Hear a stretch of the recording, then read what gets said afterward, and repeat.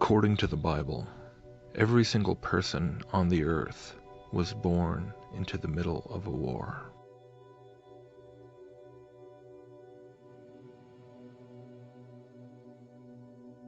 This war is one that cannot typically be seen with the naked eye. Its existence is not broadcast on the evening news.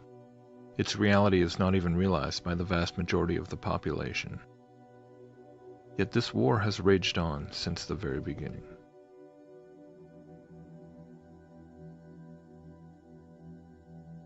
The first shot fired in this war had a devastating effect, when the serpent entered the garden and tempted the first man and woman to disobey God, falling into sin, and then death entered the world. Sometime after, as mankind began to multiply and cover the face of the earth, the first full assault on humanity was launched. In a way, you could describe it as an alien invasion. But these invaders did not come from some distant galaxy, from some far-off star system. Rather, they descended from right above, as together they conspired to abandon their assigned posts in the firmament, where the ether carried the light of their luminescence to the four corners of the earth.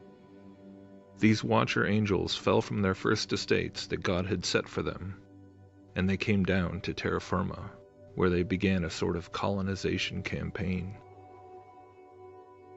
They sired the Nephilim, their hybrid abomination offspring, which began to ravage the land and feed upon men. They corrupted the genetics of not just humanity, but of animals and plants as well.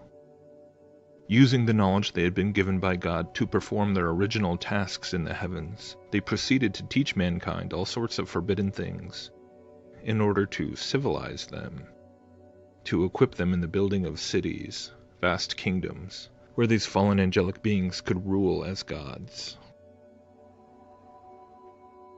The knowledge bestowed by these beings was presented as being the keys to humanity's path to enlightenment, the technological know-how that would eventually allow us to take our seats alongside them as gods. But of course, this was all a lie. This forbidden knowledge brought nothing but destruction, perversion, wickedness, and death.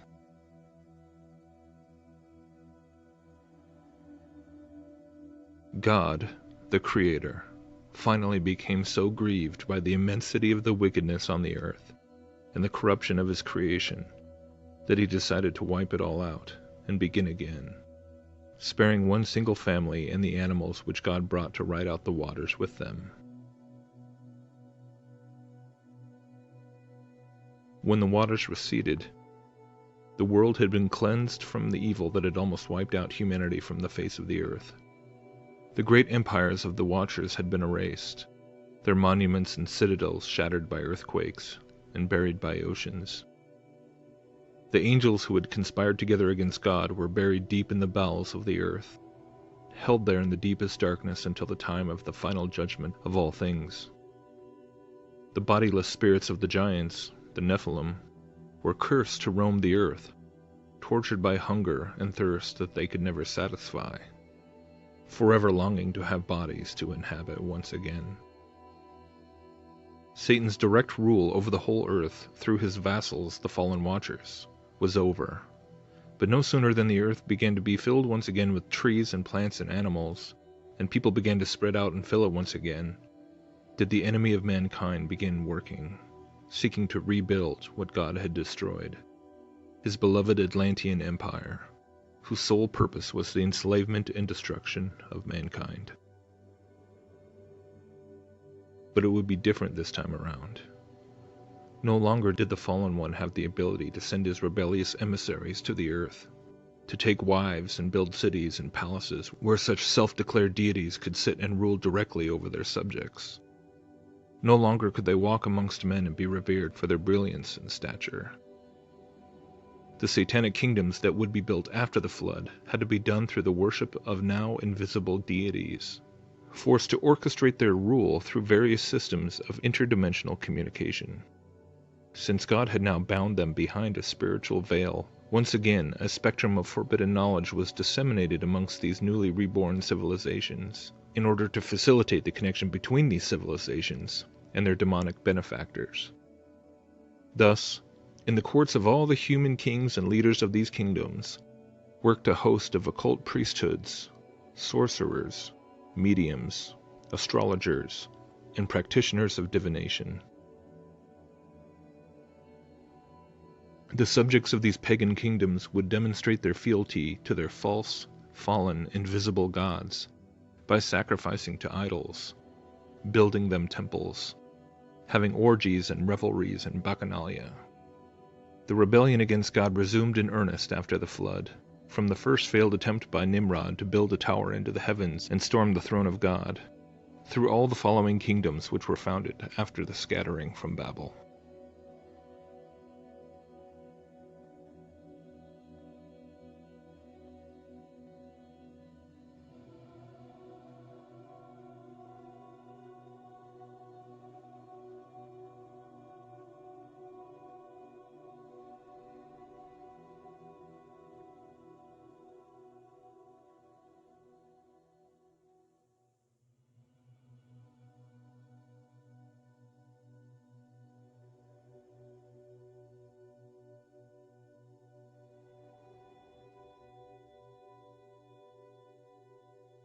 After God destroyed the tower at Babel and confused the languages of mankind, paganism and occultism were gradually spread and developed throughout the world yet again, until once more the true God of heaven and earth chose to intervene, this time by setting apart a nation, a people, a kingdom to bear his name to all the others.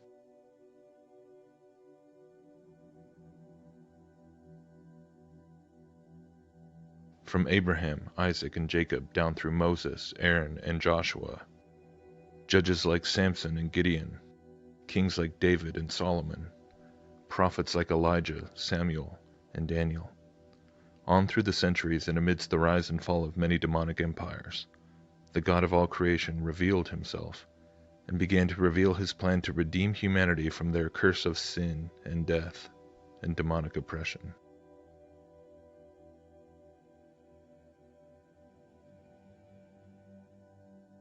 Finally, from the humble town of Nazareth, a man stepped forward and revealed himself as the promised Messiah, the Son of God, the Word made flesh, and the one whose own sacrifice would once and for all destroy the curse and make it possible for men and women to be reborn through the Spirit of God, who would actually come and live within us as the new temple of God. And from that point on, the great spiritual war began to take on a rather new twist.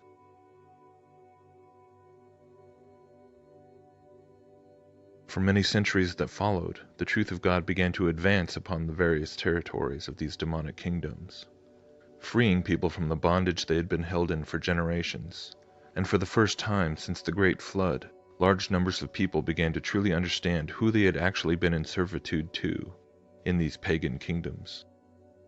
Throughout stretches of Europe, Africa, and Asia, the truth of Jesus kept spreading, and people kept getting set free. The first tactic Satan brought against us was brute persecution. He used his puppet emperors of the Roman Empire to imprison, kill, and torture the first Christians. But somehow this only wound up revealing the power of the gospel and the hope in eternity that it truly brought, and so faith in Jesus only spread, under the stage where the once unshakable Roman Empire began to crumble under its own heathen weight.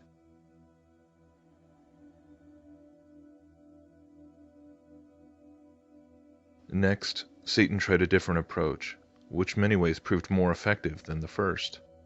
Instead of trying to crush the spread of faith in Jesus with the powers of empire, he would usurp it. From the time of Constantine onward, the enemy began a blasphemous campaign of rebranding many of his old demonic kingdoms and demonic occult priesthoods as now being Christianized. This way he could seduce the Christians with wealth, power, and earthly pleasures, and corrupt the Church of Christ from within. Pagan temples were repurposed as Christian churches. Pagan rites and rituals were reinvented as Christian ceremonies. The Roman Catholic Church slowly emerged as one of the most effective weapons against the kingdom of God, while it mockingly carried out its activities in his name, a tactic which has no doubt given the devil no small measure of sacrilegious joy. Through this earthly institutional vessel, Satan was able to prevent scores of people from actually reading the scriptures for themselves, and turned them instead back to the same bondage and darkness that the demonic systems had enforced before. Only now it was being done in the name of Jesus. Still, by the sheer grace of God, the truth endured, the gospel spread, and genuine faith in the Creator and Savior of mankind continued to grow. Satan continued to work furiously to regain control of the world of men by way of Catholic imperialism and eventually European colonialism, which because of the advent of unprecedented naval power began to conquer more and more of the world that was accessible by ocean.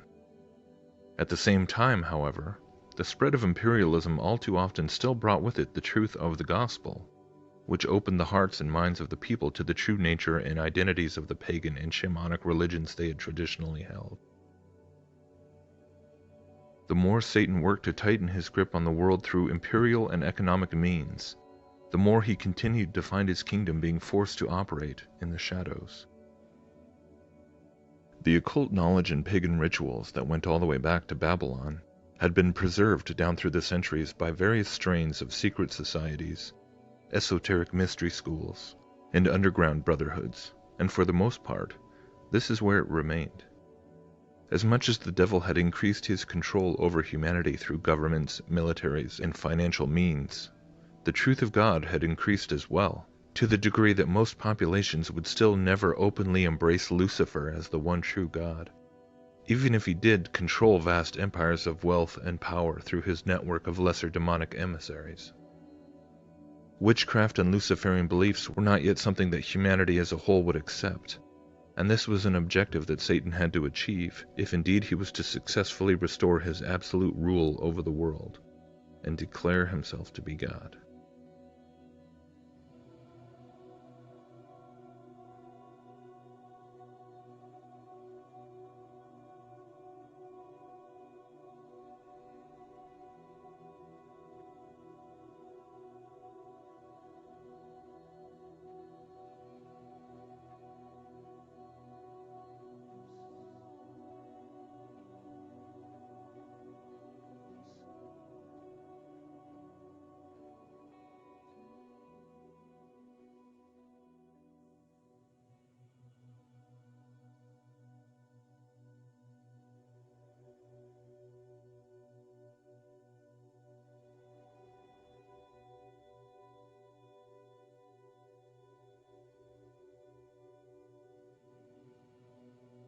In order to get the entire world back to where Satan wanted it, he had to implement another plan, another strategy so massive in scope that most people, even the majority of those who even believe he exists in the first place, have difficulty in believing that such a thing could be pulled off.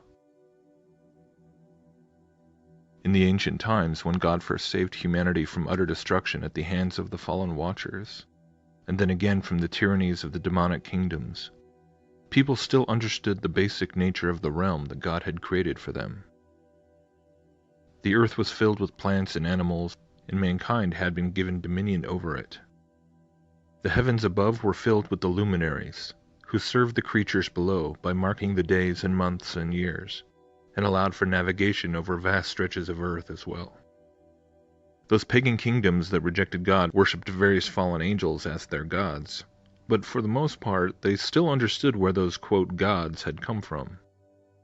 They still knew that they had come from the stars, from the sky, from the firmament. When the truth of God had been fully revealed through the person of Jesus, the ancient cosmology had been given its full context. The distinction between the Creator and the creation was made clear, and the futility of the rebellion by those first fallen angels was made plain to see. In order for Satan to convince the world that he was the supreme being and worthy of humanity's worship, he would have to rewrite the entire script and completely repackage himself, his kingdom, and his message. Like the recycling of an old Shakespearean play into a modern Broadway musical, in order to reintroduce and rebrand the old characters, you first have to rebrand the setting and the stage itself. Satan needed a whole new backstory, a whole new angle, through which he could gradually insert himself in his rebellious agenda against God into the hearts and minds of men. Yet it was through a familiar tactic that this new angle was achieved. The old trick of bestowing upon humanity forbidden knowledge, which plays upon our pride and arrogance, was now used again in a masterful and cunningly deceitful way. This occult knowledge, or gnosis, was rebranded as science. Much of the groundwork for this rewrite had already been laid in ancient Greece, even before Jesus had been born, by way of the so-called Greek philosophers. These were in fact men who took many of the concepts and teachings that came from the occult mystery schools, from spirit mediums and pagan ritual contact with the demonic realms, and then proceeded to pontificate on them, adding their own speculations and human-centered conclusions, which effectively sanitized these concepts from their demonic origins in the eyes of many later generations, as though they were simply the profound thoughts and musings of mere men. During the Renaissance in Europe, many of these ideas began to once again take hold, as they were increasingly considered to be harmonious with the teaching of the Bible, and slowly began to exert a greater and greater influence upon theologians and scholars throughout the largely Christianized Europe, particularly after certain works ascribed to the Egyptian magus known as Hermes Trismegistus were translated into Latin and then circulated among intellectuals with a predilection for such material. The Kabbalah, too, began to receive more attention from thinkers and monks and people with the necessary literary education, and together with writings on alchemy that came from, allegedly, the Muslim mystics, these three veins of occult knowledge and teaching began to permeate. How little do most students today realize that the bulk of those individuals revered today as having been the pioneers and visionaries of materialistic science were in fact greatly influenced by concepts that were introduced by occult manuscripts and the core tenets of mysticism.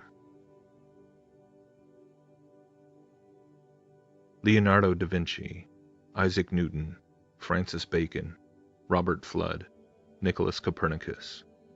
These are names we all learn about in school, but yet we learn about them as men who simply derived their discoveries and scientific achievements by way of pure observation and logical deduction. However, a more thorough investigation into the matter at which they arrived at their various discoveries, and the various occult materials which they were all coincidentally reading, reveals that no, these discoveries were nothing more than very ancient teachings on the nature of the cosmos and nature, simply being repackaged and reintroduced with a quasi-Christian veneer. The Copernican cosmology of a vast universe, a planetary solar system, even a Big Bang to start it all off, could be found in the Kabbalistic texts long before Copernicus. The concepts of molecules and chemical reactions, even elemental transmutation by way of atomic fusion and fission, were first presented in the more imprecise occult practices of alchemy. And the idea that nature and the cosmos was governed by invisible forces and laws, which could be discovered and calculated and then reapplied through various technological means. This is actually an underlying precept of Hermeticism. And so, with a good measure of help by the well-financed occult brotherhoods, such as the Rosicrucians and Freemasons, the Royal Society was established as the first official organization dedicated to the advancement of scientific understanding, and the rest, as they say, is history.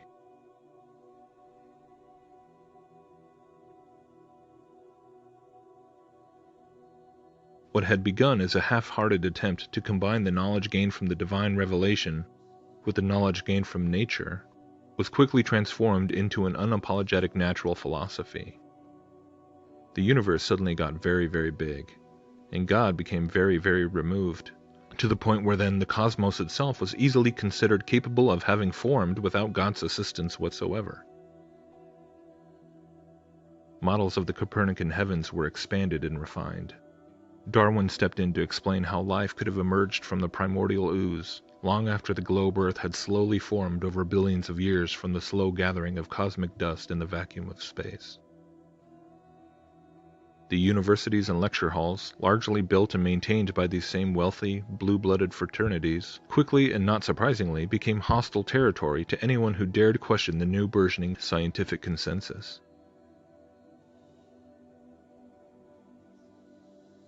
The universe was now presented as a vast, evolving, almost infinite space, with our little blue planet floating somewhere in the middle. And while man might be the pinnacle of life on this planet, he might not be alone in the universe either. And so finally, the stage had been set, and the same old characters could start to re-emerge with a new set of costumes.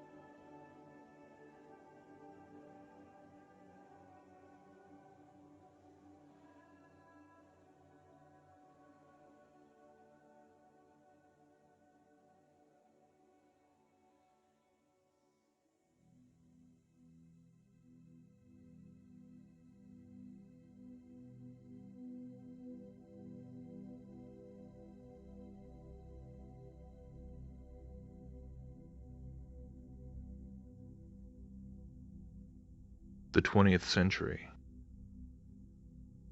So much has happened in that 100-year span compared to the centuries that went before.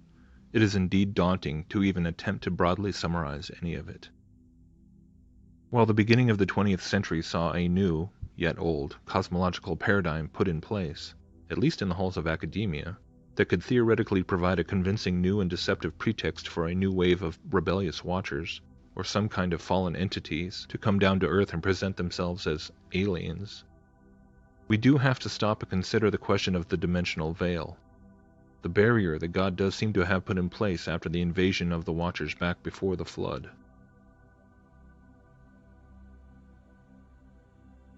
Could fallen angels once again reveal themselves to humanity, this time as alien saviors, and serve as governors of Satan's earthly kingdom? Perhaps. Can demonic spirits, even now, sometimes manifest themselves in the physical realm, inhabiting people, moving objects, even attacking individuals? Yes. But is it also true that this ability for the demonic realm to interface with the physical is still limited? It would seem to be the case, and the Bible does seem to confirm that this barrier will remain in place right up until shortly before Jesus returns, when it will be removed and the spirit of Antichrist will have a period of unprecedented access to the earth and to humanity one last time before he meets his own end.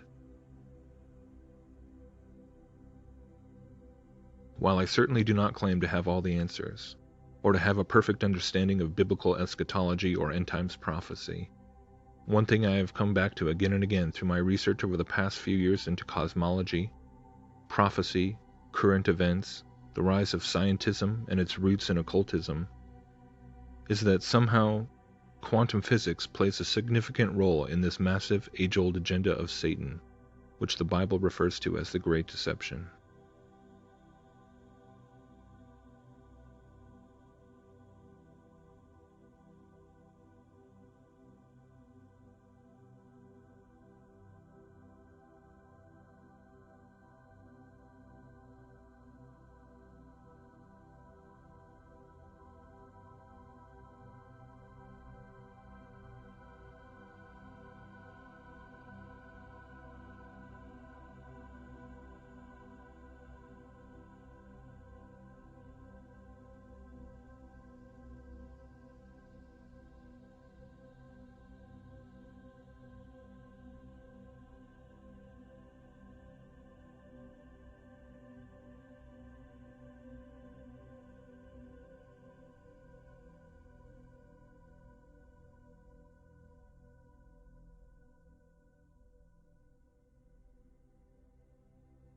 Into the 19th and 20th century, atomism eventually became formal modern atomic theory, bringing us all the way into the present day full of string theory and dark matter and large hadron colliders. The atom has long been split with fearsome destructive power or energy-producing possibility. The existence of this minutely vast quantum reality has been undeniably proven. Or has it?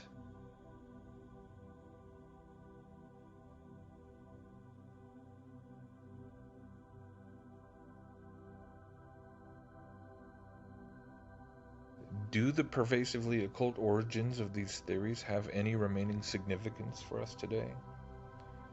Is there some still yet undisclosed spiritual agenda behind all these supposedly innocuous and coincidental connections? Modern occultist Manly P. Hall certainly believed there was a great deal of esoteric significance to atomism, and he gave many lectures on the topic. Today we increasingly hear theoretical physicists and other materialistic scientists talking about an uncanny amount of similarity between the things modern quantum physics is claiming to discover and the sorts of things found in Kabbalism and other ancient forms of Hermeticism.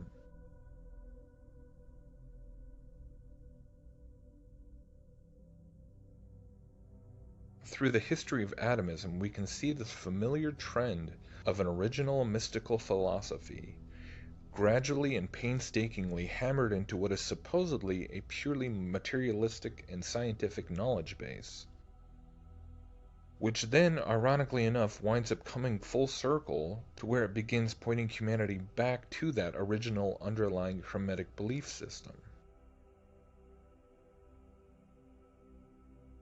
Has humanity effectively been duped into building the machines that will serve as the key to freeing a horde of entities from a dimensional prison? Did fallen angels perhaps begin perpetrating these false cosmological and physical doctrines long ago, so that eventually we would believe we were acquiring the knowledge to achieve our own immortality, when in reality we were only playing God?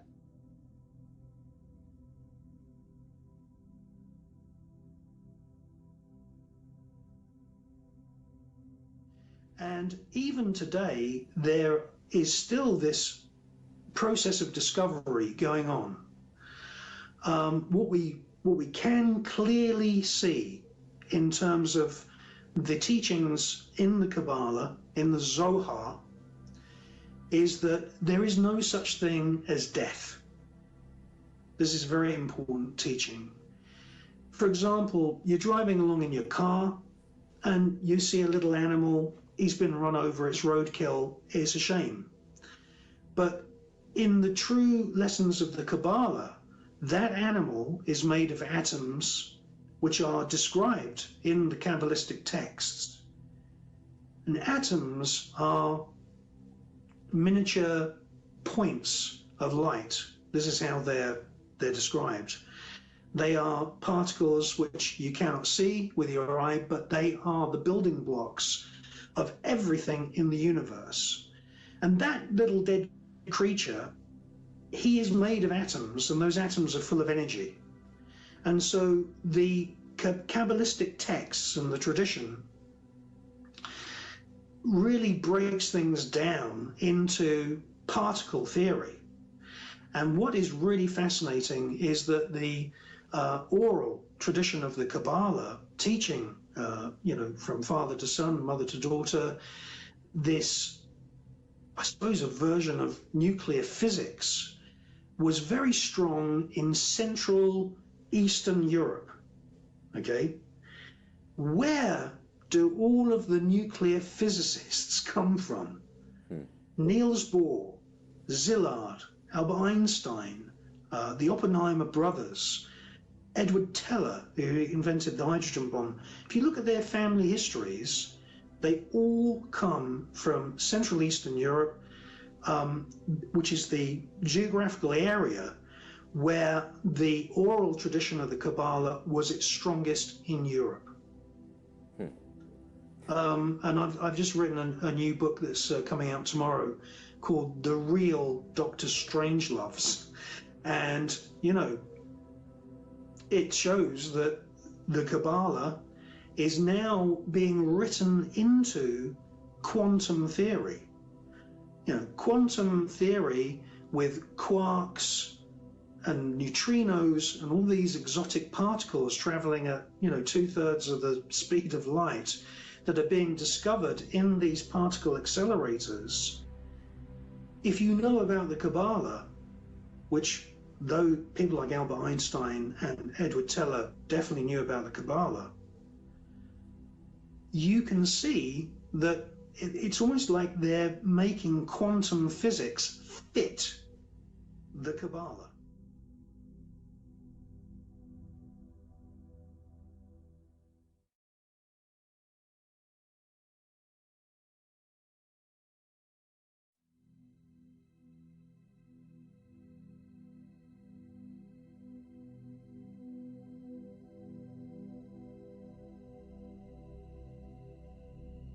Is it not a crazy thing to ponder? This idea that practically every single one of us has grown up being taught, being indoctrinated with what is really Babylonian mysticism, which is really what Kabbalah is. Only none of us had any idea because we were all told it was science.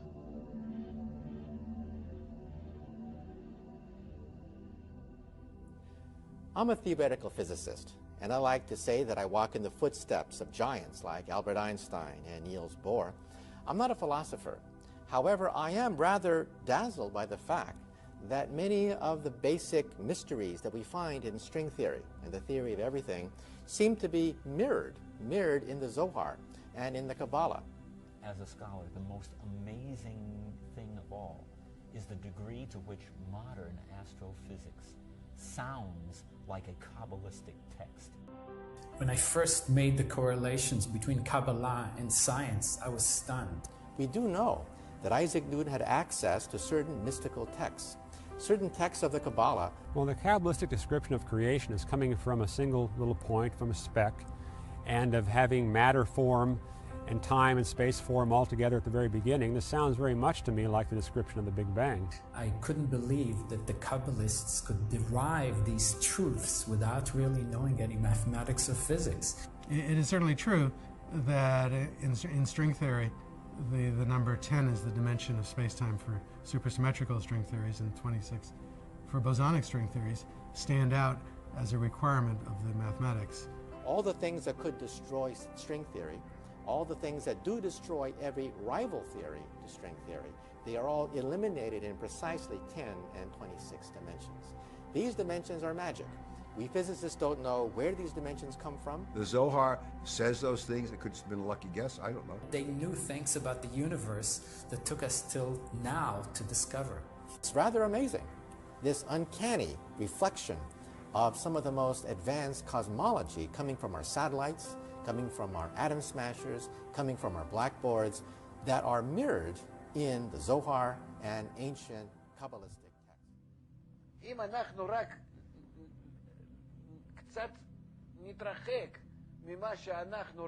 If we get away from the way we usually see, we'll come to the true point that the Kabbalists are telling us, that seems so strange to us.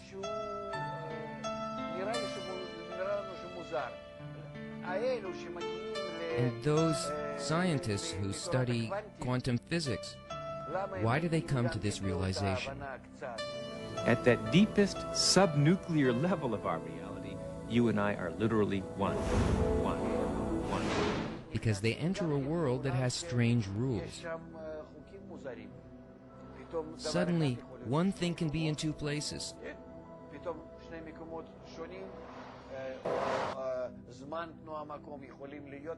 Or time and space and movement can be in another shape. And they come to this same thought. Everything depends on the one who perceives it. And that's why whether you pass through the wall or you don't, exists only towards me, but it doesn't exist on its own. And what does towards me mean? It means, according to my vessels, it will be yes or no. You know, I had been studying physics and I knew something about that technology, but Kabbalah as a science was something that never would have even dawned on me. I don't care what you're doing. There's something about this field of way of thinking, of seeing, which can improve anything. And I don't care if you're a Jew, a Muslim, Gentile, Arab, I don't care what you are. I don't care what nationality, I don't care what religion you belong to. Kabbalah will help liberate your mind from any shackles of thought. But if you move forward several generations as you get into the 20th century, really for the past 80 years, and really right now in our generation, experiments in quantum physics have reignited people's religious or mystical imaginations. It's almost impossible to overstate the strangeness and the peculiar nature, the astonishing nature of what's been found in quantum physics experiments, say, over the past 8 decades. On an atomic scale, scientists are finding that particles seem not to appear until they're observed. It's suggestive of all kinds of incredible and extraordinary things, and quantum physicists are rightly concerned that New Agers or people like me should not be seizing upon these things to say, aha, look, evidence of everything the Renaissance occultists were interested in. Because quantum physicists themselves don't understand this material. It's the challenge of our age. It's the mystery of our age. The brutal fact is that Aspect's experiment confirms quantum mechanics, and it confirms it in this very peculiar situation. So that I'm obliged to admit that the quantum correlations exist in the world, and if we are to explain them and not just accept them as given, if we are to explain them, we are obliged to invoke something like actions going faster than light from one place to another. It's as if somebody was playing a trick on us. It's as if behind the scenes, imagine, for example, that you have a railway system. We know that the trains cannot go faster than light, but you might, by studying the timetable very carefully, discover that during the night, trains have to be returned to their starting point faster than light. So behind the scenes, extraordinary things are happening which we cannot use personally. And this is a dilemma. I don't think we have a good way of looking at it. It's as if somebody was playing a trick on us. It's as if somebody was playing a trick on us. So if you do understand what divination is and why the Bible flatly forbids it, you understand that it is because essentially it is a whole host of practices which involve contacting the demonic realm, the fallen angelic realm. And of course, this is what all of occultism really is.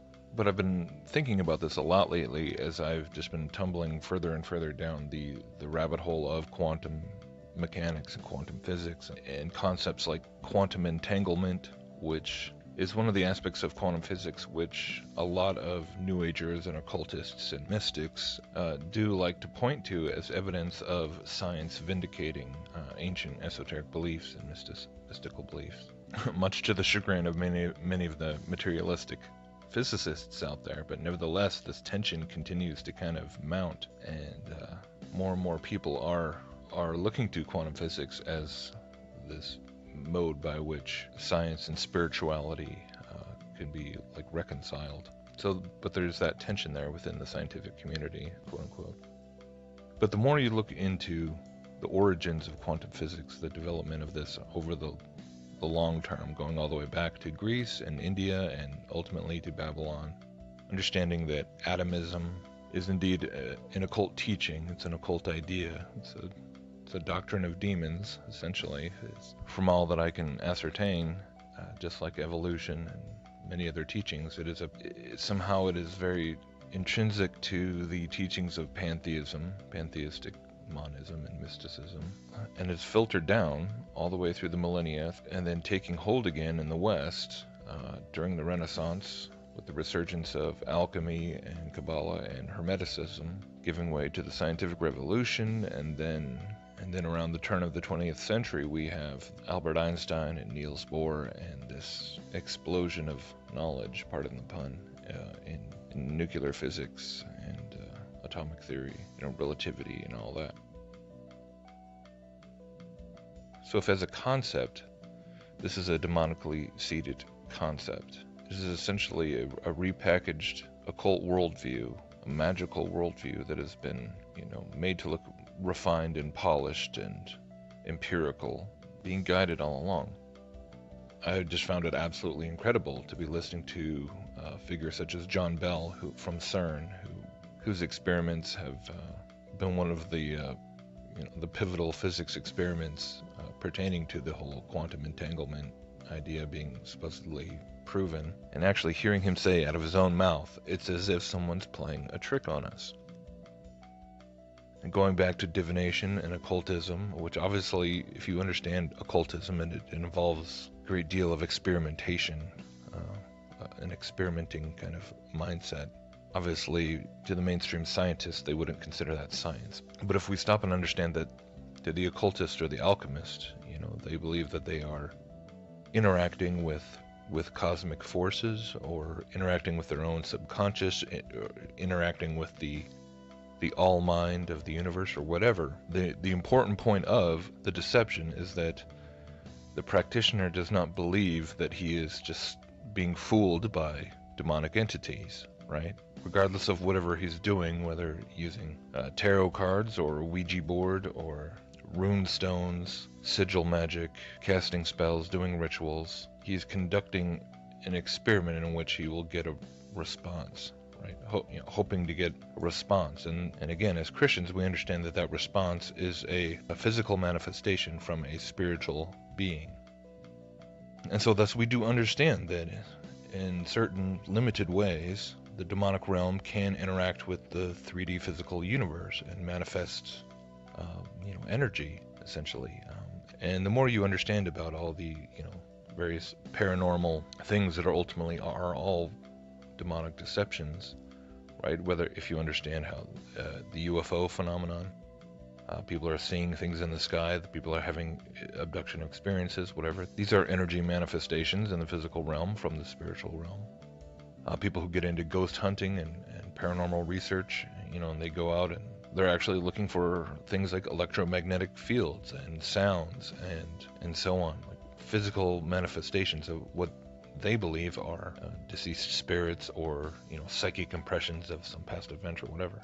Or you even have things like crop circles, or government projects where they experiment with quote unquote psychic abilities and remote viewing and things like that.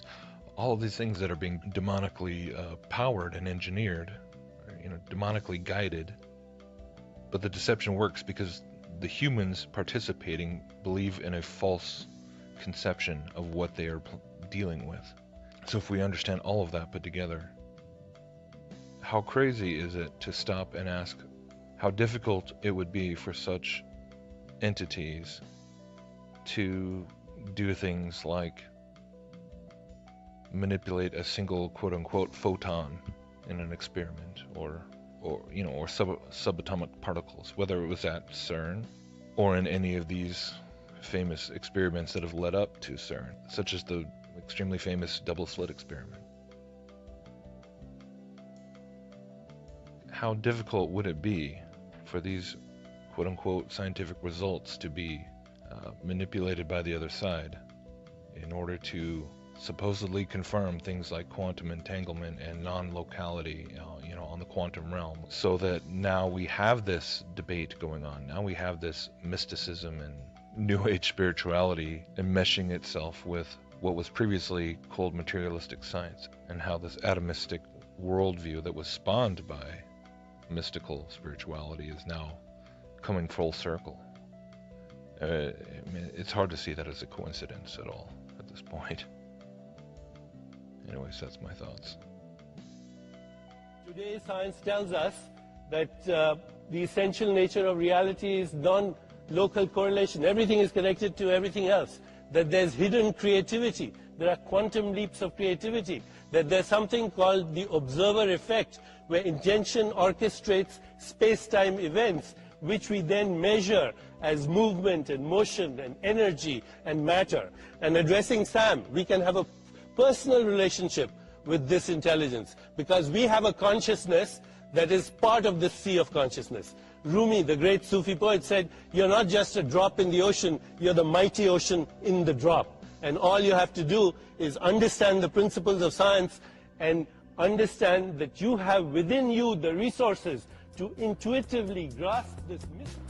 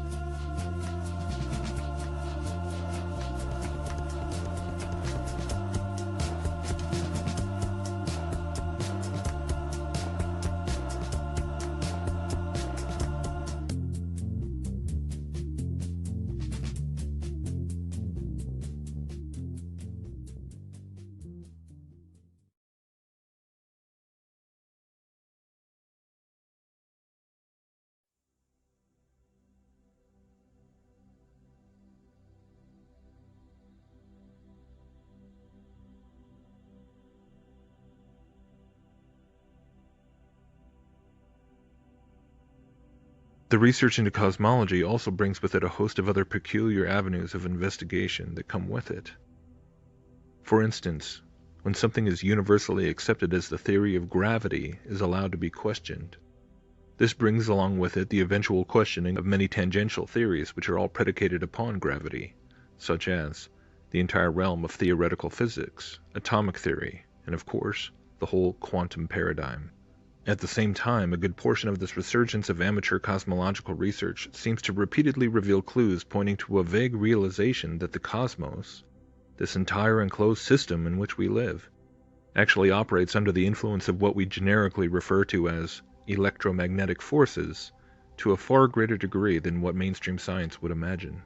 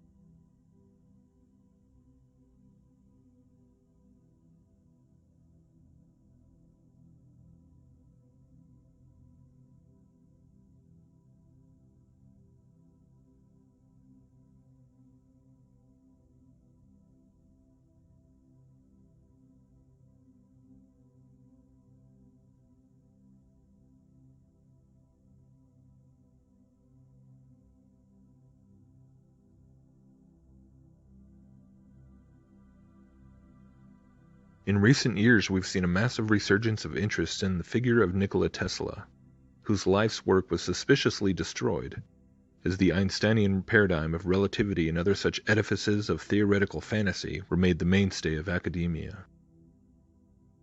Free energy, natural harmonics, cymatics. These are topics that have seen a massive rekindling of interest as the fraudulent concepts of gravity and relativity have revealed their shameful nakedness, and a reawakening of zetetic inquiry has begun to sweep across the world, in spite of how much the mainstream institutions of lower learning have endeavored to ridicule and dismiss it. Somewhere in this realm of vibrations and frequencies, pulses and patterns, through a now almost forgotten medium which for millennia was referred to simply as the ether, perhaps lies the true mechanics of the more mysterious aspects of God's creation, even the higher dimensions of the heavens themselves. But as we increasingly explore these new yet old notions of sonoluminescence and the variety of electromagnetic manifestations, it would seem prudent to stop and ask ourselves if indeed such things are really part of what the Creator intended for us to try and comprehend and conquer, or if in fact this is once again stepping into pools of forbidden knowledge, involving aspects of the creation which we were never given dominion over, and thus, in its own way, is potentially part of the grand deception as well. Another part of the forbidden knowledge that the fallen ones have brought with them from their original estates, circuiting the heavens and illuminating the ether.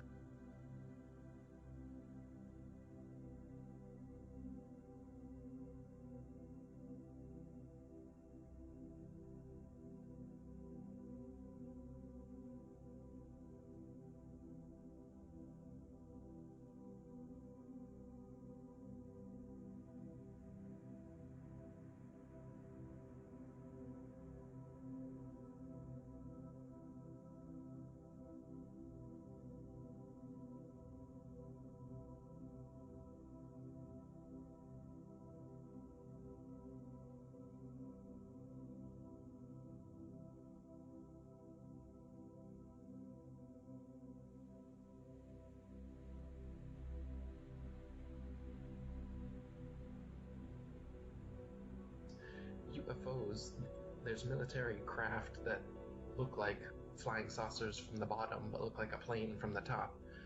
Yet, thousands of years ago, up until today, there are also, say, people in the Amazon who drink ayahuasca or take peyote and other natural substances, and they also talk about things very similar to aliens and UFOs, and they paint pictures of them, and they show flying saucers and beings getting out of them and interacting with them and giving them advanced knowledge of the plants and other things, of things that will happen and all this. But these are known to be interdimensional creatures, interdimensional phenomenon happening when you interact with these entheogens, these psychedelic plants.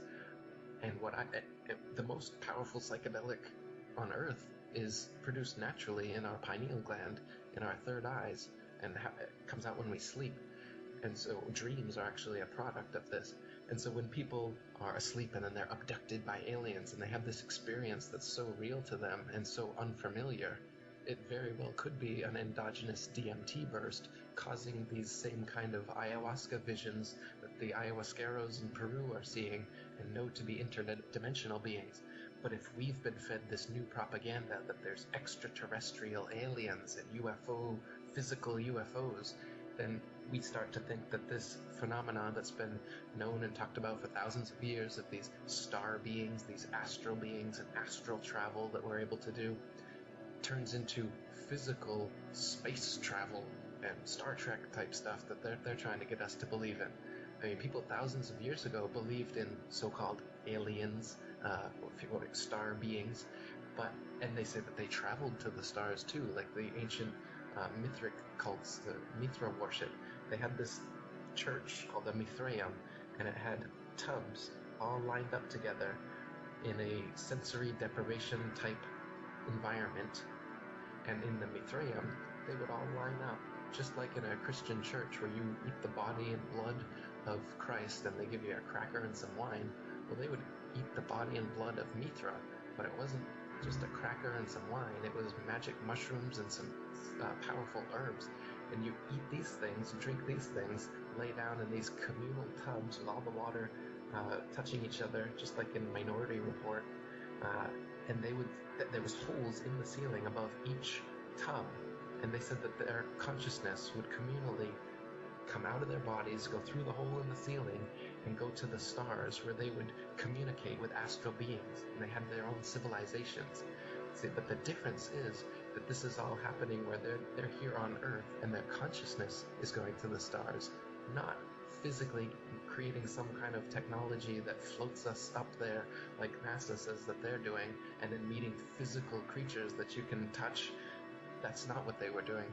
There's some kind of beings that are non-physical that we have access to like this, but we've lost contact with them. And the reason is because of this, because now we've been fed a fake cosmology and a fake idea of who these astral beings are, and so we're trying to create metal technology to try and reach them, instead of remembering that the natural plant technologies already exist here for us to reach these beings and to interact with them. The ayahuasqueros say that these plants and these beings are what told them about the combinations of plants and stuff to use to access them.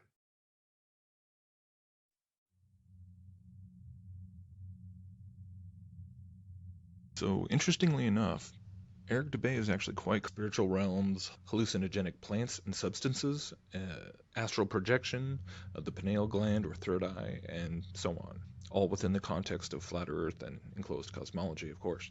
The point that he's getting so horribly and tragically wrong here is one that is actually shared by so many others, and that's why I feel like it just must be addressed, and I'm going to try and do it in as clear and comprehensive manner as I can.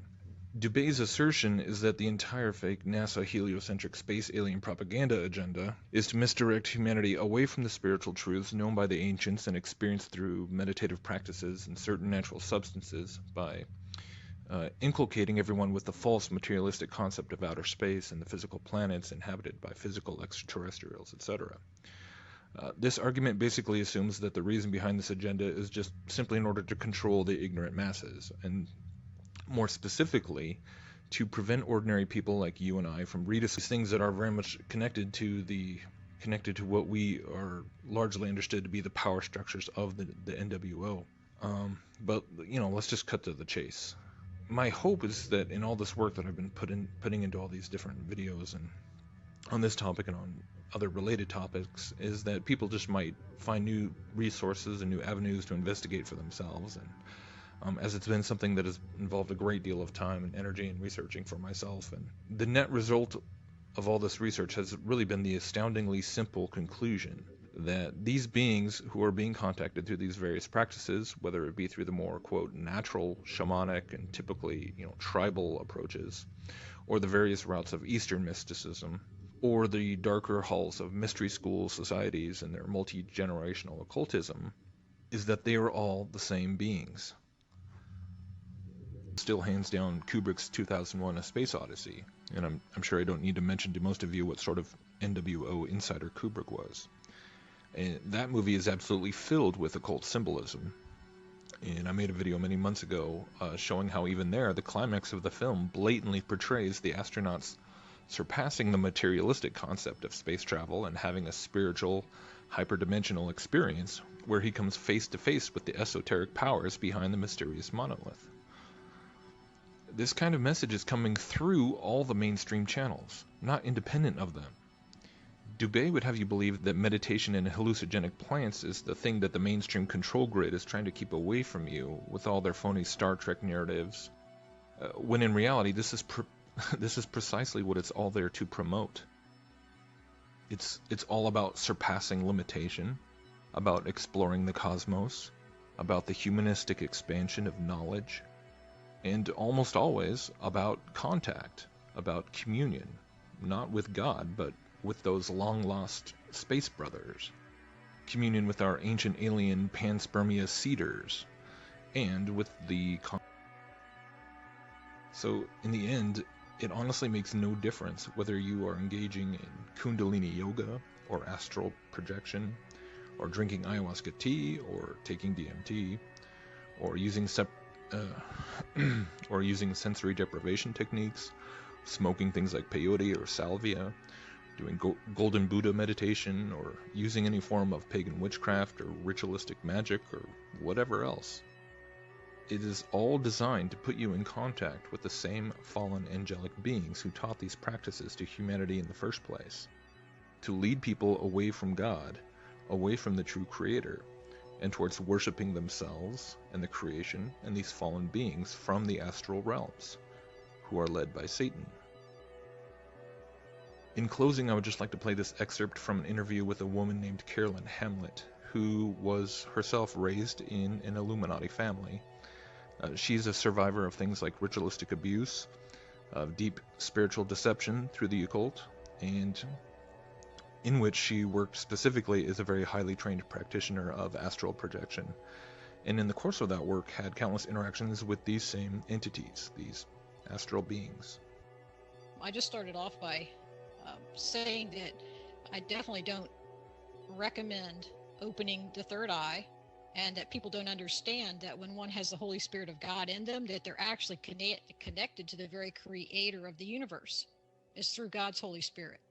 So another name for Satan is the prince of the power of air, and that's because that even in the air, the realms around us, it's filled with Satan's demons and entities. Very dangerous. You know, a lot of people have had terrible experiences astral traveling. It's because that realm around us, like the second heaven, is filled with those entities. So when one opens the third eye, they're actually opening themselves to the unprotected realm. And one of the reasons God the Father sent the Word, who was Jesus Christ, sent him into the flesh, was to make a way, which is a portal, made a portal to bring God's Spirit here so that we can have that Holy Spirit in us if we want it. And having that Spirit of God in us is like having, sort of like having a closed phone line from us to God and from God to us. And I mean, that may not be the best way to describe it, but I think maybe people can picture that. It gives them a mental image.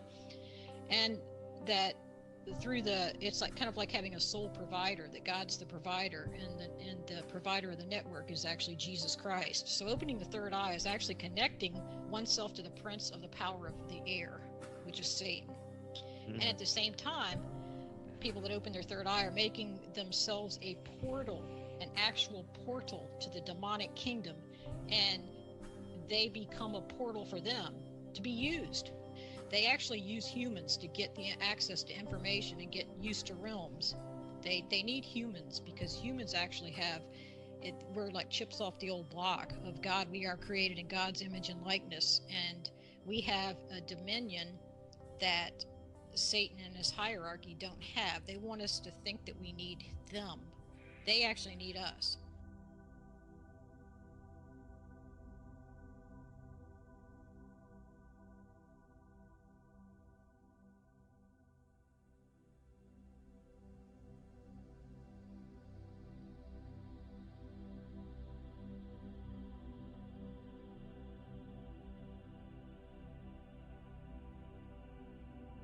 But back in the purview of the mainstream, quantum physics effectively teaches that on the subatomic quantum level, none of the conventional laws of physics continue to apply. And so things like superposition, quantum entanglement, infinite potentiality, parallel universes, and so on, are all considered possible. Even while on the macro scale, they would naturally be regarded as immediately ridiculous. And thus, as time goes on, quantum physics has eventually revealed itself as little more than a built-in backdoor for the metaphysical and the mystical. A backdoor constructed on the blackboards of theoretical physicists, which effectively brings modern materialistic science back around, full circle, to the doorstep of the same ancient occult mysteries which birthed it so many centuries before.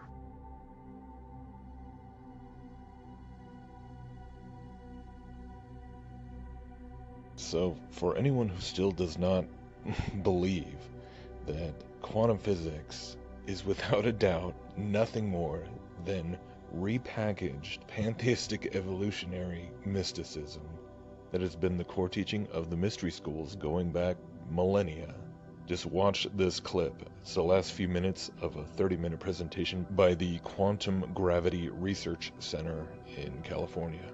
Here we go.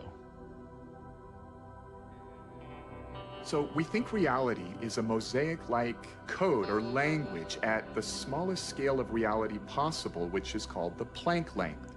Particle accelerator data tells us that all particles and forces relate to one another according to a higher dimensional crystal called the E8 lattice.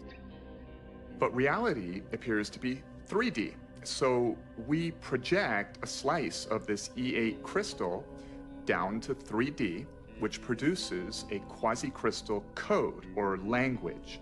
And that allows these geometric symbols to build up to the ordinary world of particles and forces that we see around us. Now, this geometric language has rules, but it also has syntactical freedom like any language.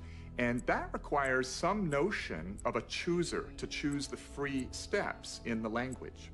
Now, the notion of randomness doesn't work so well when it comes to codes because meaning starts to break down. Besides, there's no decent experimental evidence for randomness in nature in the first place.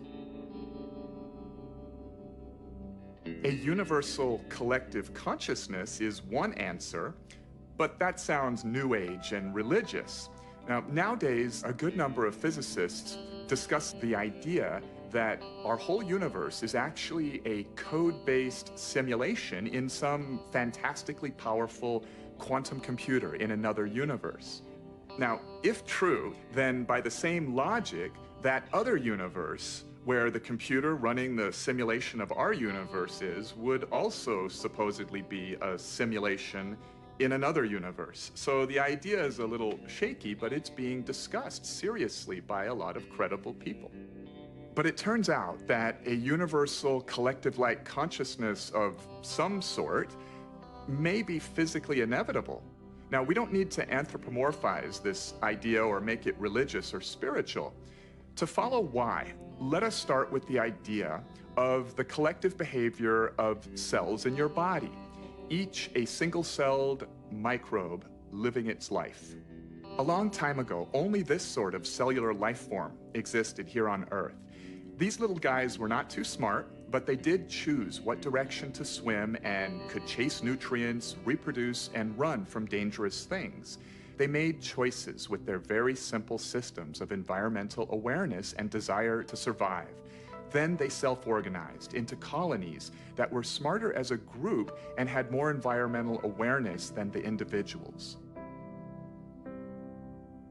Eventually, animals such as humans emerged. Sophisticated forms of awareness and consciousness now float on an ocean of 37 trillion living cells, self-organized as a human being. It is specifically the laws of physics that caused electrons and quarks to self-organize into 81 stable atoms, and from there, into human consciousness. And physics places no upper limit on the amount of energy and matter that can self-organize into conscious systems. Physics allows the possibility of all the energy in the universe to eventually convert into a single conscious system that is itself a network of other conscious systems, a massive, technologically based collective consciousness. Given enough time, anything that can happen will eventually happen. By this axiom, this system of universal consciousness has already emerged somewhere in the frames of space-time ahead of us. Because it is possible, it is inevitable. In fact, according to the evidence of retrocausality time loops, that inevitable future is co-creating us right now, just as we are co-creating it. When humanity discovers the theory of everything, it will usher in a new age of prosperity. For example, clean, cheap energy, leading to the eventual elimination of poverty.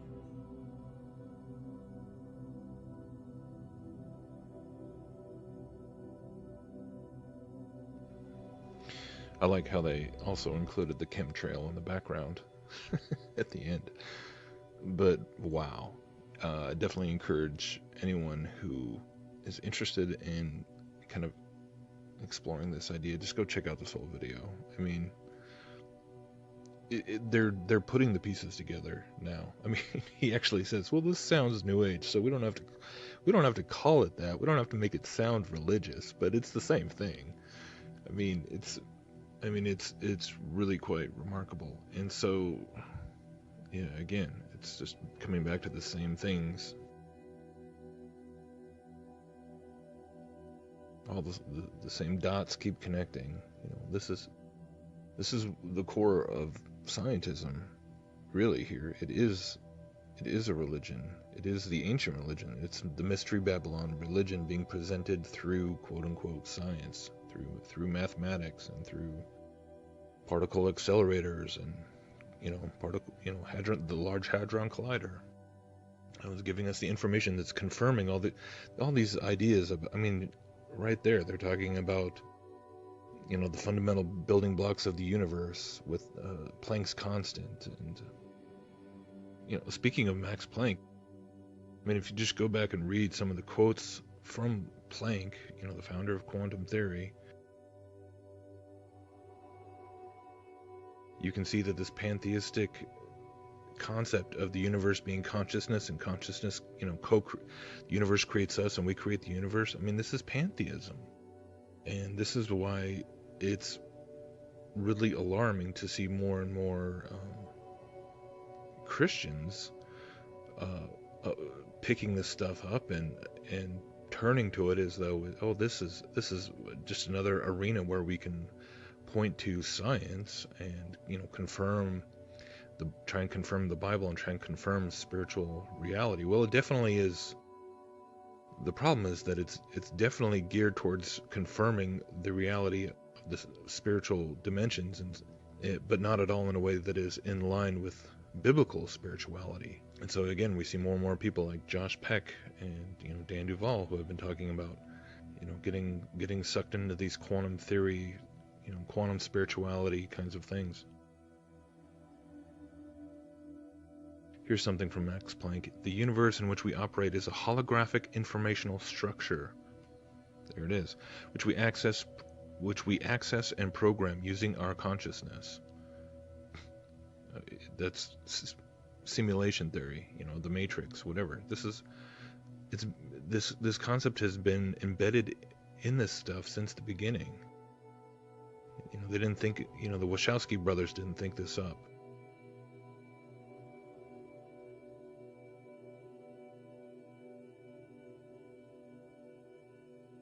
You know, the New Agers of the last couple of decades didn't think this up. This has been part of it for at least, these are actually ancient teachings from mysticism that have been now repackaged into science.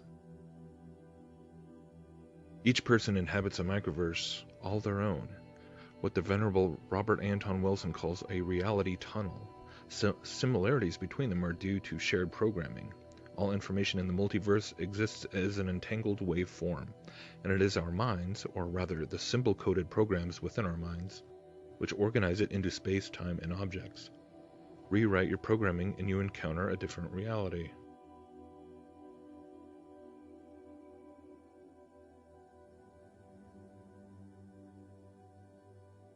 Here's Max Planck. All matter arises and persists only due to a force that causes the atomic particles to vibrate, holding them together in the tiniest of solar systems, the atom. There it again. That's the whole Mandelbrot, the fractalized universe idea that I've been talking about. It's part of the cosmology. It's part of this quantum reality belief system, this quantum spirituality.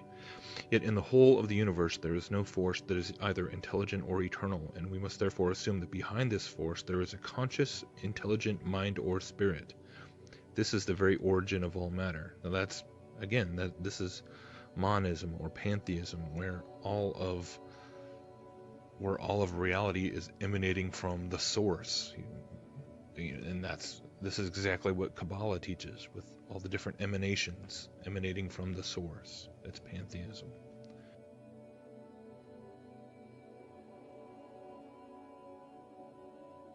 You know, the mind is the matrix of all matter, Max Planck.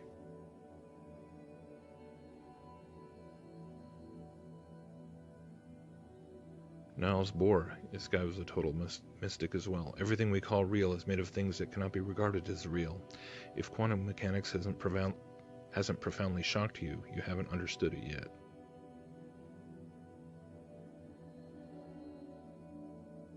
And here's Dr. Pillai. He's kind of an open mystic, trying to pointing to the connections between physics and mysticism, saying the physicists are coming to the same conclusion that the mystics had, that it is just the vibration from which everything came into being. And there's been a number of people making these kinds of claims for years, and now you've got this quantum gravity research center openly doing this very same thing, and they're embracing it and preaching this quantum, I mean, not just in this hypothetical, but saying, like, once we figure this out, I mean, do you see the stage being set? Once we figure out this long sought theory of everything, that's going to be the key to unlock everything, and it's actually going to pave the way for a new age of prosperity. I mean, this is they are setting the stage for the Antichrist to come in and finish the equation and solve the puzzle and explain all the stuff. They're setting up the problem. They're setting up the Hegelian setting it up for that final Hegelian, move, create the problem and provide the solution. In this case, it's a sort of theoretical problem, but promising to solve all of the quote-unquote real problems, bringing it all back to consciousness. What quantum physics teaches us is that everything we thought was physical is non-physical. I mean, that's what, again, the theory of relativity. Matter and energy are all the same thing. There's no such thing as physicality. It's all consciousness.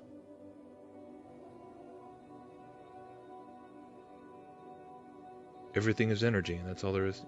Everything is information. Well, what does that mean? Information has to be stored in a mind. And so it's been making me think about,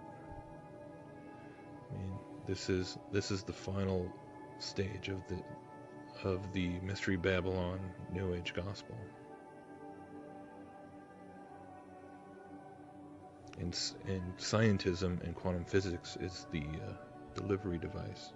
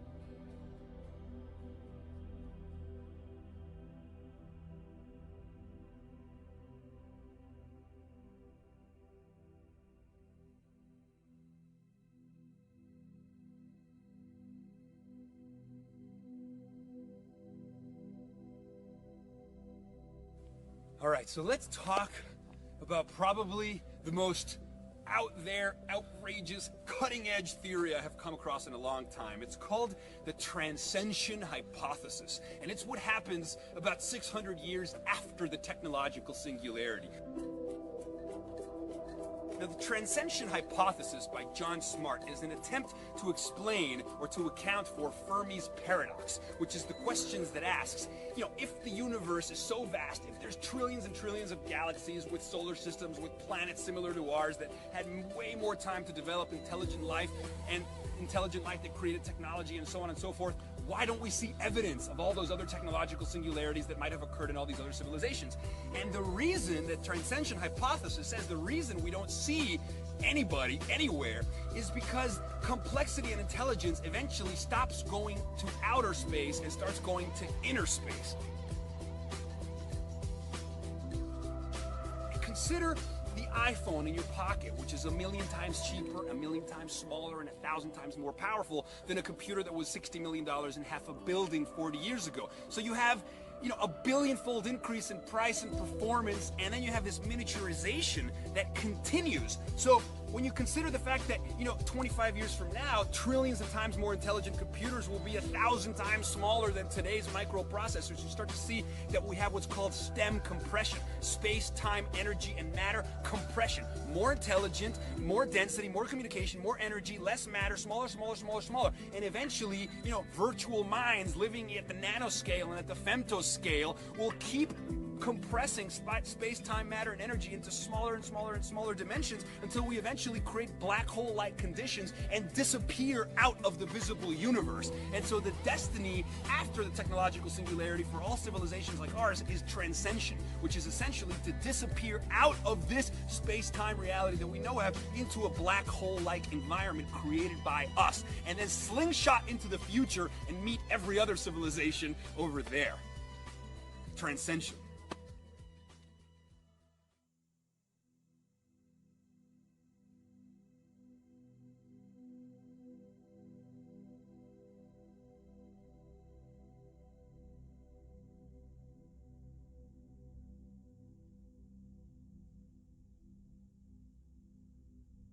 Many people today are waiting for the unleashing of some kind of false flag alien invasion.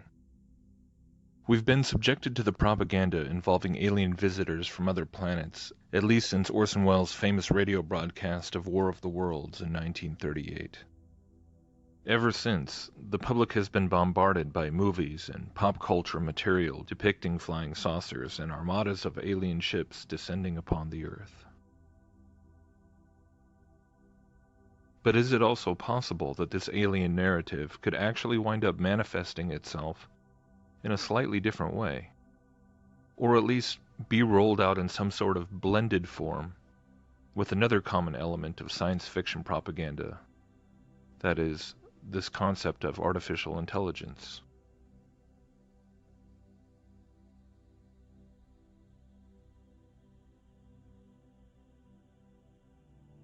Hey, it's the big master control program everybody's been talking about.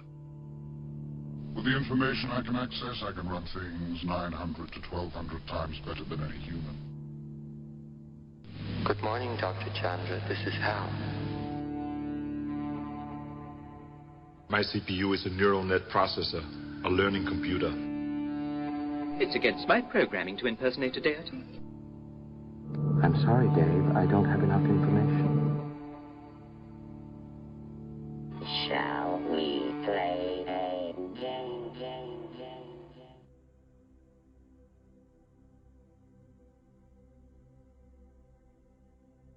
Now, if quantum theory is indeed at its core pseudoscience based on hollow theories, designed to take ancient occult concepts of mysticism and witchcraft, and repackage them in such a way as to reintroduce them to the world under the guise of materialistic science, effectively creating a cover story for the interaction with the spiritual realm, under the pretext that it is just mechanical physical forces of matter and energy that are being engaged with, rather than the broad spectrum of electromagnetic forces which seem to in fact cross over between both our physical realm and the spiritual realms. Then what might all this mean then, to see that now quantum theory is being applied in the arena of quantum computing, and quantum computing in turn is being hailed as the breakthrough technology that will usher AI into the next level? So I'm Colin Williams. I'm the Director of Strategy with D-Wave Systems. We're the world's first quantum computing company. We've sold several of our systems already to customers like Google and Lockheed, so we're sort of well into this already. I'd like to talk today, though, about an idea that is really just beginning to crystallize now, in that it looks to us like the best use case of quantum computers is going to be in accelerating machine learning systems. In recent decades, computers have become more and more powerful. But computers, as we know them today, have a major limitation. They can only perform one calculation at a time. In the Quantum Photonics Research Group at the Niels Bohr Institute, we are researching the processing of data by way of quantum technology. We are working on developing tomorrow's quantum photonic chips based on light in the form of photons instead of electrons. That is photonics instead of electronics. We are working to exploit the strange properties of the quantum world.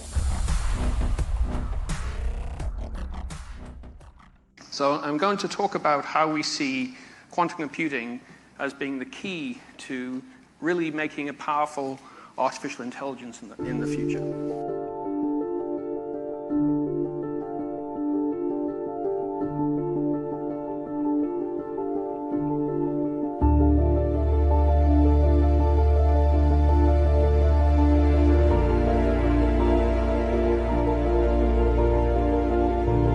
There's tremendous mind share out there that we can bring into IBM from using our quantum experience. It is kind of like peering into the unknown. Our quantum experience is currently open to the entire world. Anybody can sign on, register, and start using it. We want to see the best ideas out there. We want to be able to find new algorithms, and we'd love to work together with different individuals, different organizations to help explore that frontier. One of the real surprises to me has been the amount of usage that we've seen in the past 6 months. We're seeing researchers who are actually writing papers and doing new algorithms and testing new theories using it. Educational institutions, professors using it as part of their coursework. So we're really starting to see this ecosystem building, and we're really hoping to continue that as we get towards these larger systems where we really want to find the areas of application.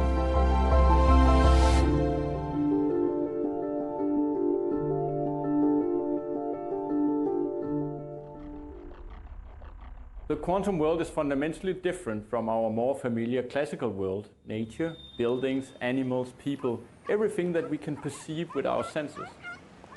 Here we know that one thing cannot be in two places at once. A football cannot be shot into the goal and be located out in the middle of the pitch at the same time.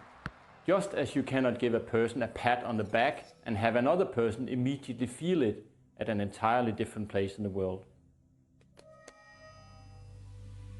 But in the microscopic world of the atoms, everything is fundamentally different than what we are used to in everyday life. Here the laws of quantum mechanics prevail. In the quantum world of atoms, one atom, or a light particle, that is a photon, can be located in two places at the same time. This is called the superposition principle. And two atoms, or photons, can become entangled.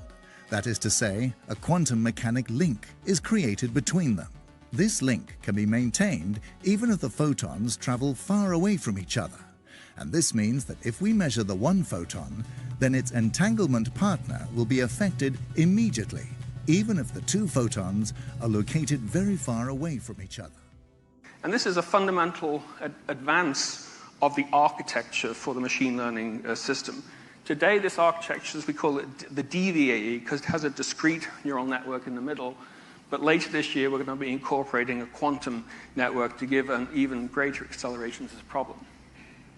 So the plan for D-Wave is basically to launch a series of machine learning services beginning this September, in which initially we'll be powering things with our classical models. And then over the course of the next year or two, as we develop more and more sophisticated quantum chips, we'll be doing more and more of the core computational work on the quantum processor. But the beauty of this is that we're consciously thinking in terms of hybrid models, where we don't expect the quantum computer to do everything. We just want to plug the quantum resources into a hybrid architecture and let the classical neural nets do what they do best, and let the quantum chip does what it does best. So that's all I really wanted to say. We think that quantum computing has the potential to really turbocharge unsupervised learning in particular. We already have quantum and hybrid classical quantum machine learning systems running today, and we're going to be extending those into the future as we make bigger and more densely connected chips. We're going to be releasing a whole series of services that will be powering these probabilistic machine learning models, and we're looking for partners in industry to use these services to make powerful AI systems beginning this year. And the one we've already created, our first one, the DVAE, it's already surpassing the state of the art in what was possible before. So we're actively looking now for people who would like to use these probabilistic machine learning services to basically go back to the models that we really wanted to train in the mid-2000s, but we couldn't because they weren't really lending themselves to acceleration by GPU. But now with these new services in quantum processing unit, we think we can really train these things. So thank you very much.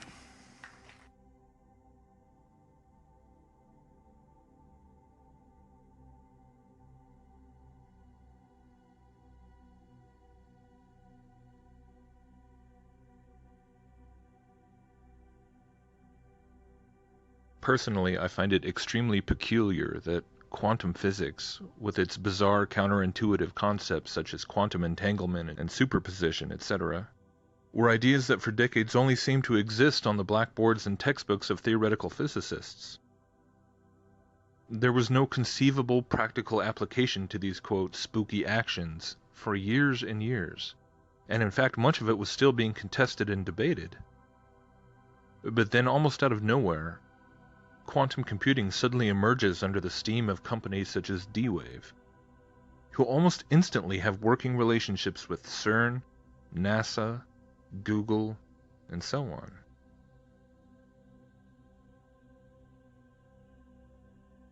These infamous black cubes have been described by their own executive as an altar to an alien god, and they claim to be able to pull complex solutions right out of this quantum realm of qubits, like a fortune teller consulting her crystal ball. But perhaps that is ironically the most perfect analogy, simply because that is ultimately the same thing that's being constructed right now. The most technologically advanced and all-encompassing spirit medium device in all of history.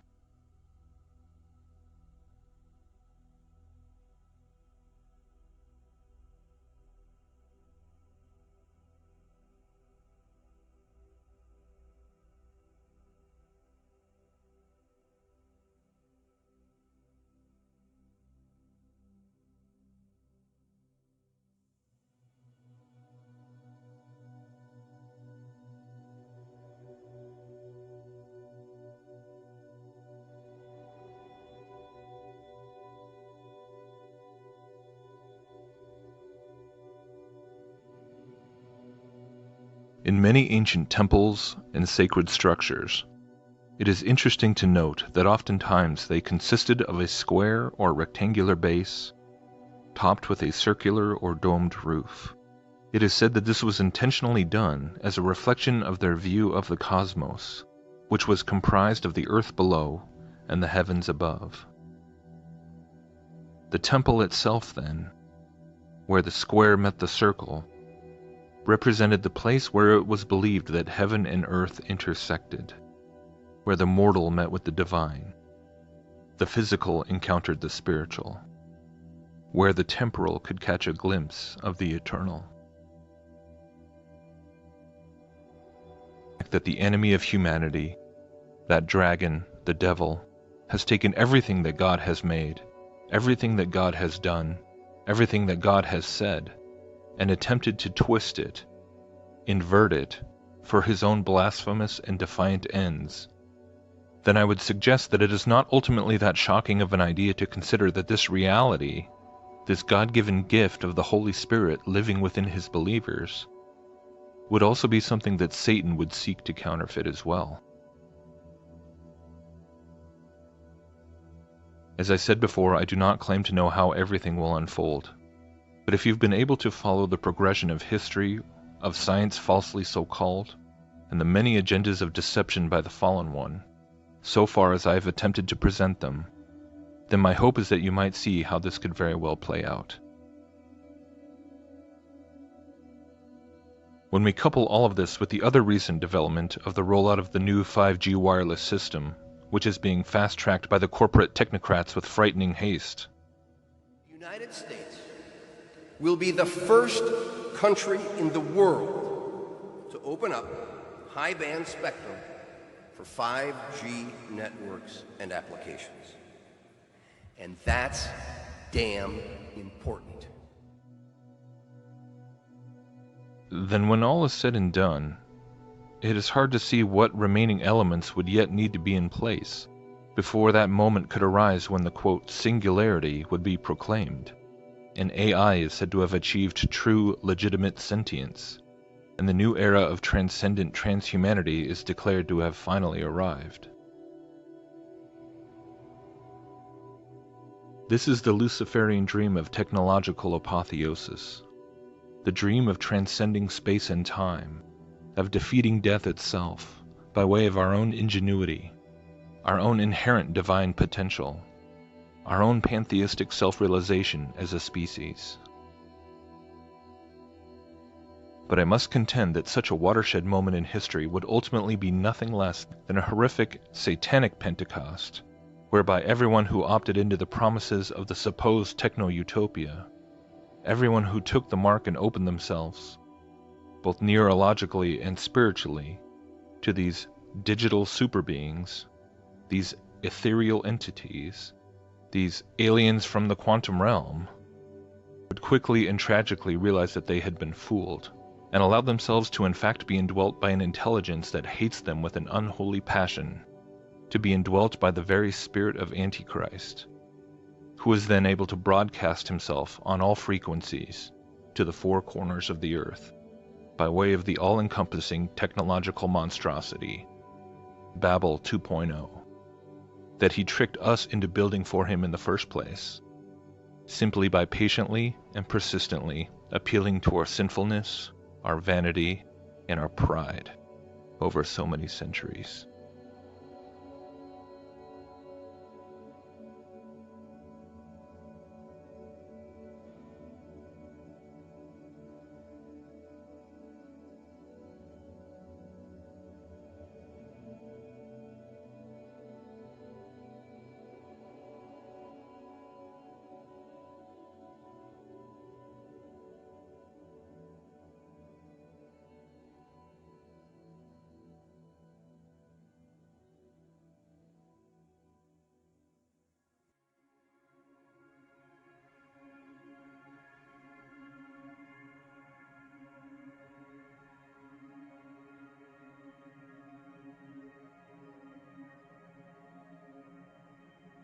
According to the Bible, every single person on the earth was born into the middle of a war. This war, however, is ultimately won or lost, not on blood-soaked battlefields, or in secret underground military installations, or even in the unseen realms of the heavens above.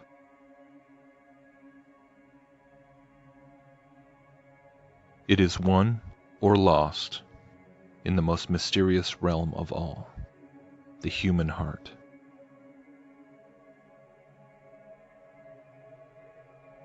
The real battle for heaven and earth is already over. The victory is already decided.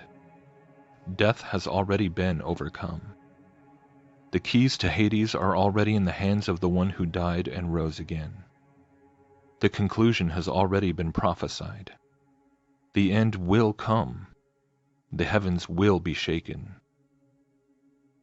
And every knee will bow when the Son of Man returns to judge all things. But you and I are here, right now, today. That is what we really have. We cannot even say for sure when all these New World Order agendas will actually come to pass, even as things progress faster and with more intensity with each passing day. We have a choice, today, whom you will be a temple for. Whose kingdom will you serve?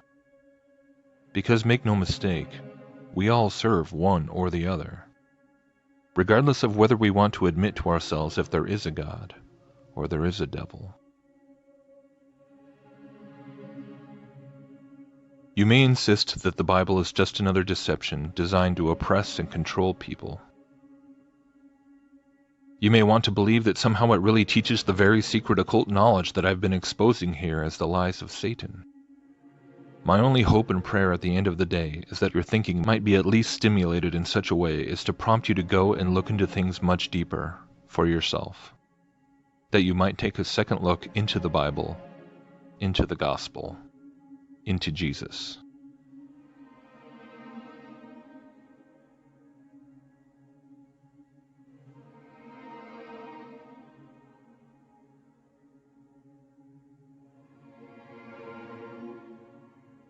Ultimately, this is more important than any other conceivable topic of research.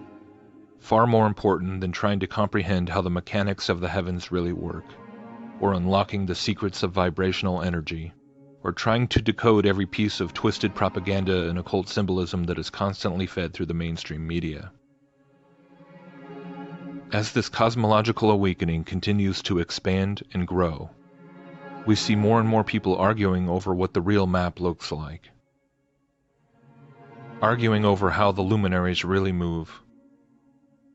Arguing over whether the Jews or the Jesuits or the Freemasons are really at the top of the Illuminati pyramid, and so on. But when all is said and done, there's really only one thing that you absolutely, unequivocally have to get right.